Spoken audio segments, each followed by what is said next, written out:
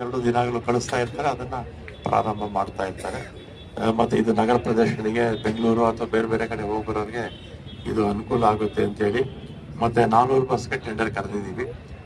Tender ಅದು ಇನ್ನೊಂದು ಅದು ಟೆಂಡರ್ ಆಯ್ತಲ್ಲ, ನಮ್ಮ ಟೆಂಡರ್ ಆಗಿದೆ. ಫೈನಲೈಸ್ ಆದ್ಮೇಲೆ ಅದನ್ನ ಒಂದು 2-3 ತಿಂಗಳಲ್ಲಿ ಖಂಡಿತ ಆ ಬಸ್ಸುಗಳು ಕೂಡ ಬಂದ್ಮೇಲೆ ಇನ್ನಷ್ಟು ಸಾಕಷ್ಟು ಸುಧಾರಣೆ ಆಗುತ್ತೆ ಅಂತ ನಾವು ಹೇಳಿ, ನಮ್ಗೆ ಹಿಂದೆ ಕೊಟ್ಟು 5,800 ಬಸ್ಸು 2.5 ವರ್ಷದಲ್ಲಿ ನಾವು ತಗೊಂಡ್ವಿ. ರಿಕ್ರೂಟ್ಮೆಂಟು ಅಷ್ಟೇ ಹಿಂದೆ ನಿಲ್ಲಿಸ್ಬಿಟ್ಟಿದ್ರು.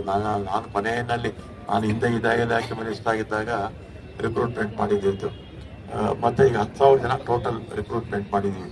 9,000 ಜನ ಡೈರೆಕ್ಟ್ ರಿಕ್ರೂಟ್ಮೆಂಟು, 1,000 ಜನ ಅನುಕಂಪದ ಆಧಾರದ ಮೇಲೆ ಒಟ್ಟು 10,000 ಜನ ತಗೊಂಡಿದ್ವಿ. 5,800 ಬಸ್ಸು, ಈಗ ಒಂದು 2,000 ಬಸ್ಸು ಮತ್ತೆ ನಮಗೆ ಬಡ್ಜೆಟ್ ಅಲ್ಲಿ ಇತ್ತು. ಅದರಲ್ಲಿ 400 ಕಲ್ಯಾಣ ಕರ್ನಾಟಕಕ್ಕೆ ಕೊಟ್ಟಿದ್ದೀವಿ, ಮತ್ತೆ 900 KSRTCಗೆ.